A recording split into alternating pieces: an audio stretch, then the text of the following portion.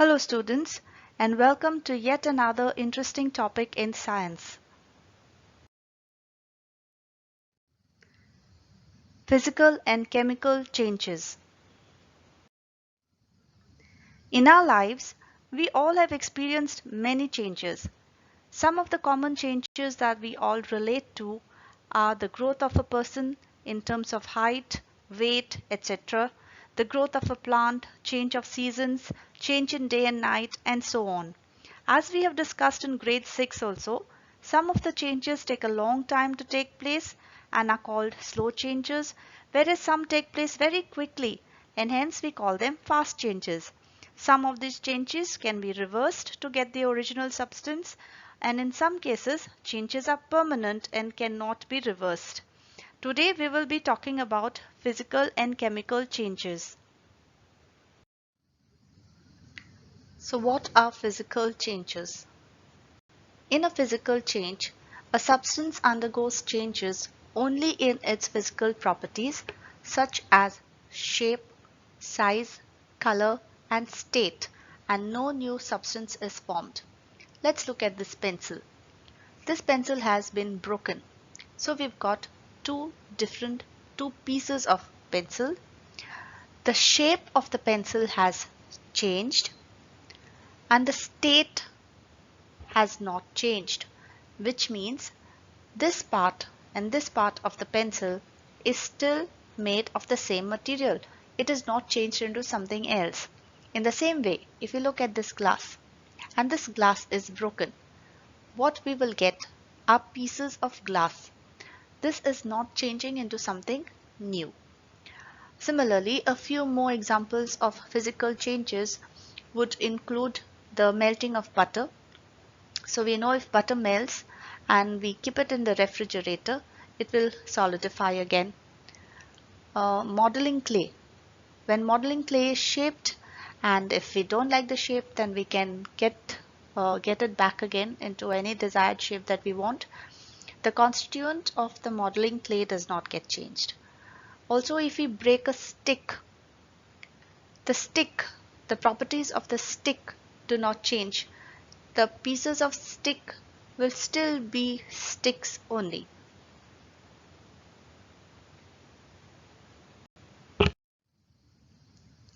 Chemical changes occur when two substances react chemically to form a new substance with different chemical properties.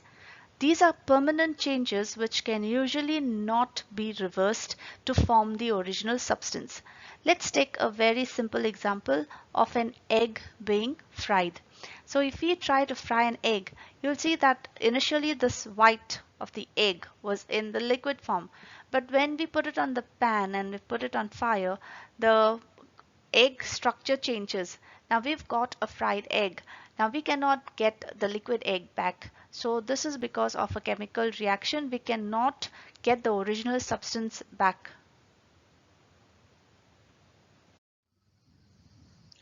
Let us look at a few more examples of physical and chemical changes. Now let's look at this wood log. This wood log is burnt, and once it is burnt, it gets converted to ash. A new substance is formed which is completely different from the original substance in properties, in appearance, and in no way can we get this log of wood back from ash. Now let's look at this physical change. If we take a whole lemon and we cut it, we will get slices of lemon. We will not get slices of something else, which means this is still the original substance. We might not get it in the same shape, but this is still the original substance. So what are the characteristics of a chemical reaction? When a chemical change takes place or a chemical reaction takes place, one or more new substance is formed in the chemical change. A chemical change is a permanent change and it cannot be reversed. A lot of energy in the form of heat, light is either absorbed or given out in a chemical change. Sound may be produced in a chemical change. A change in smell may take place or a new smell may be given off in a chemical change, and a gas may be formed in a chemical change. Burning of coal, wood, or leaves is also a chemical change. In fact, burning of any substance is a chemical change because it is always accompanied with the production of light and heat. An explosion of a firework is also a chemical change because it produces heat, light, sound, and unpleasant gases that pollute the atmosphere. When food gets spoiled, it produces a foul smell. This shows that new substances have been formed in the spoiled food which has a foul smell. So the spoilage of food is a chemical change. Also, if we cut an apple into slices and these apple slices are kept in the open for some time, we will find that the cut surface of apple acquires a brown color. This change in color is due to the formation of a new substance by the action of oxygen. So this change in color is a chemical change. So if you see, there can be more than one changes that take place in a chemical change. There can be formation of a different substance with a foul smell. There could be production of gas. There could be production of heat and light in the same reaction. Chemical changes are very important in our lives. Medicine is the end product of a chain of chemical reactions. Important and useful new materials such as plastics and detergents are produced by chemical reactions. Let us consider some more examples of chemical changes.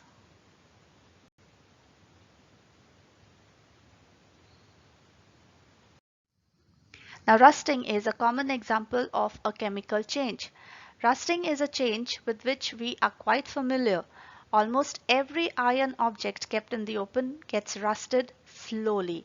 It acquires a coating of a brownish substance which is called rust, and the process is called rusting. Now we can usually see iron gates of parks or farmlands, iron benches kept in the lawns and gardens. Almost every article of iron kept in the open gets rusted. The agricultural tools such as spades and shovels also get rusted when exposed to the atmosphere for some time.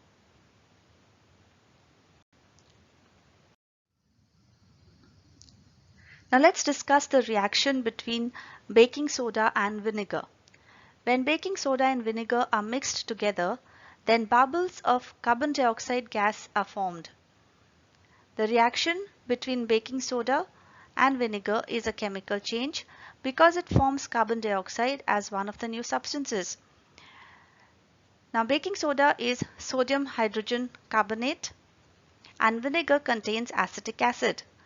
So when baking soda and vinegar are mixed together, then a chemical change takes place between sodium hydrogen carbonate and acetic acid to form three new substances, which is sodium acetate, carbon dioxide, and water.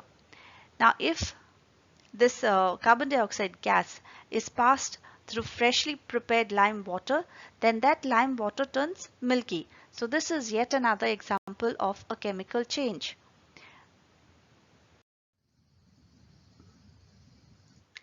Like I've said before, if we pass carbon dioxide gas through lime water, the lime water turns milky.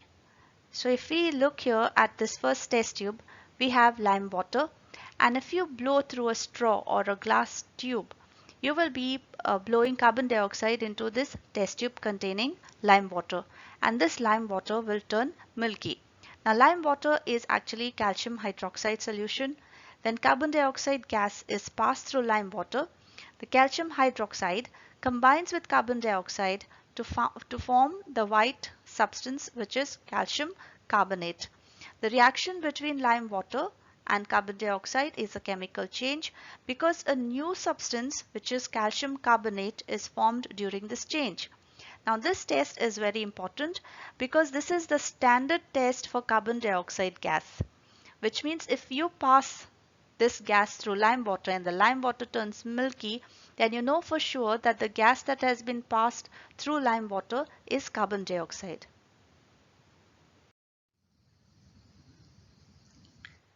When a magnesium ribbon is heated, it burns in air with a brilliant white light to form a powdery ash called magnesium oxide. This magnesium oxide or the ash that is formed is an entirely new substance. So the burning of magnesium ribbon in air is a chemical change. Now if we take this ash and we dissolve it in water, yet another new compound is formed, and that is known as magnesium hydroxide. Now let's discuss the reaction between copper sulfate solution and iron. When an iron object, like an iron nail, is kept immersed in a blue colored solution of copper sulfate, then a chemical change will take place and we get the formation of a green colored iron sulfate solution and a brown deposit of copper on the iron object. Now the reaction between copper sulfate and iron is a chemical change because it produces two new substances, iron sulfate, which is the green liquid, and copper, which is deposited on the iron nail. The common name of copper sulfate solution is blue vitriol.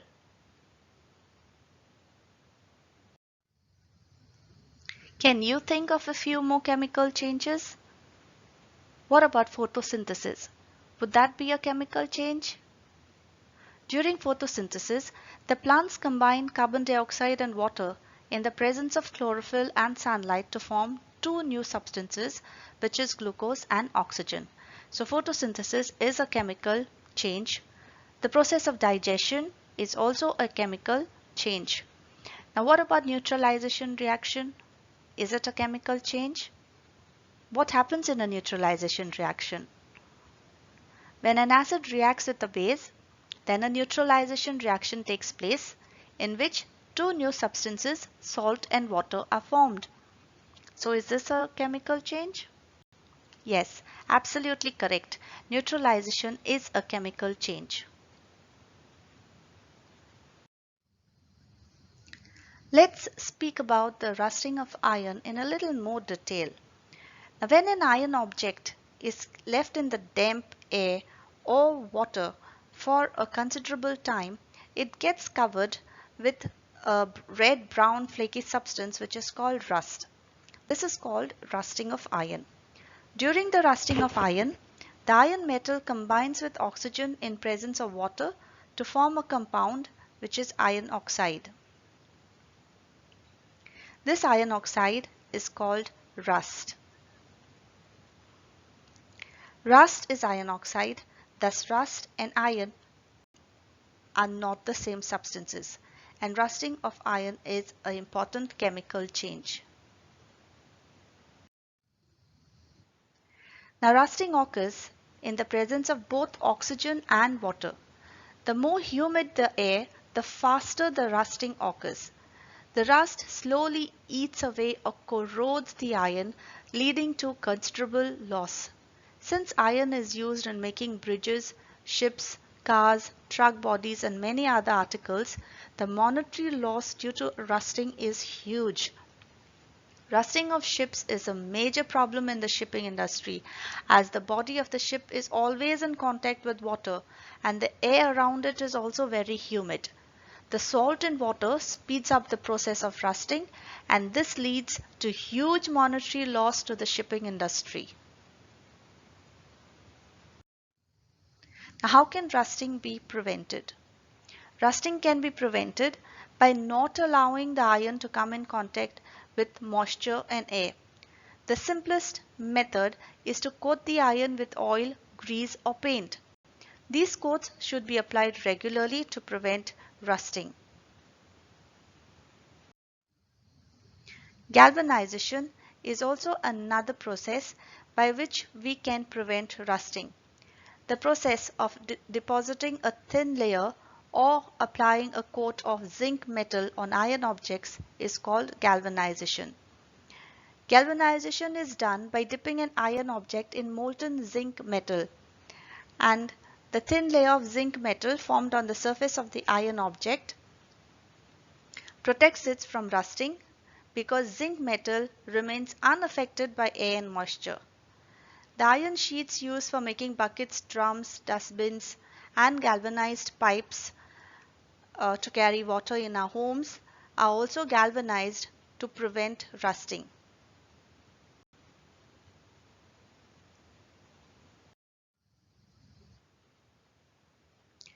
Iron can also be coated with chromium to prevent rusting. This is called chrome plating. Chromium metal is resistant to the action of air and moisture. So when a layer of chromium is deposited on an iron object, then the iron object is protected from rusting. Chromium plating is done on steel furniture, taps, bicycle handlebars, and car bumpers, etc., made of iron and steel to prevent them from rusting. Rusting can also be prevented by alloying it to make stainless steel. When iron is mixed or alloyed with carbon, chromium, and nickel, then stainless steel is obtained. Stainless steel is an alloy of iron. Cooking utensils, knives, scissors, and surgical instruments are made of stainless steel and do not rust at all.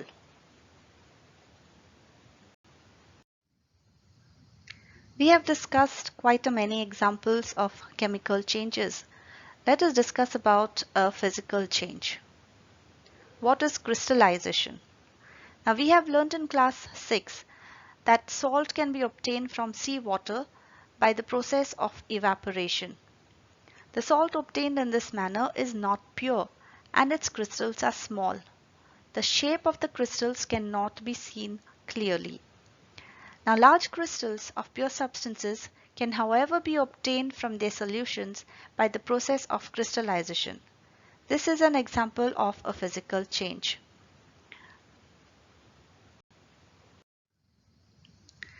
The process of cooling a hot concentrated solution of a substance to obtain crystals is called crystallization. This process is used to obtain large crystals of pure substances from the impure substances.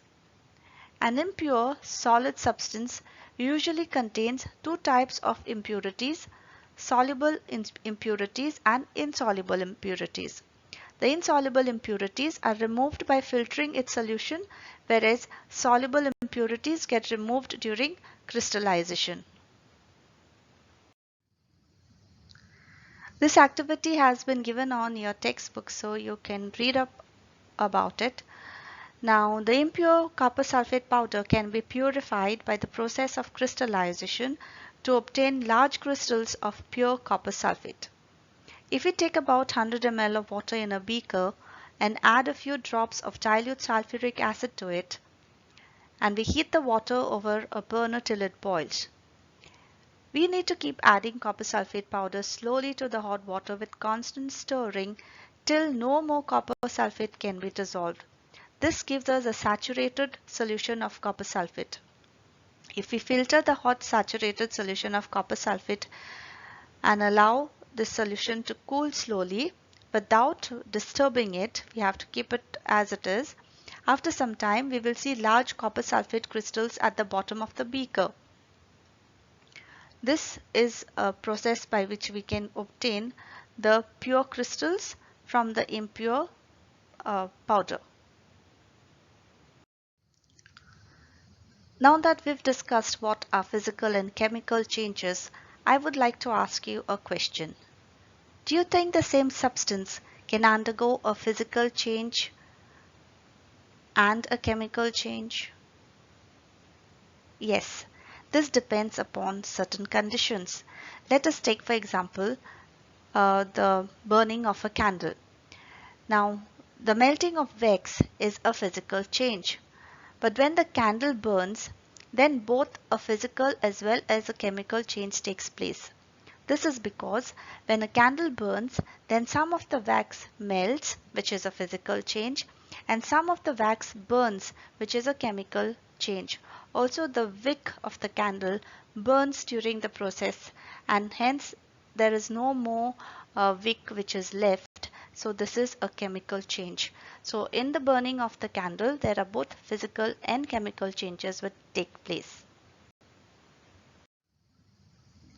I do hope you enjoyed this lesson. Do read your text and solve the activities that will be sent on the worksheet soon.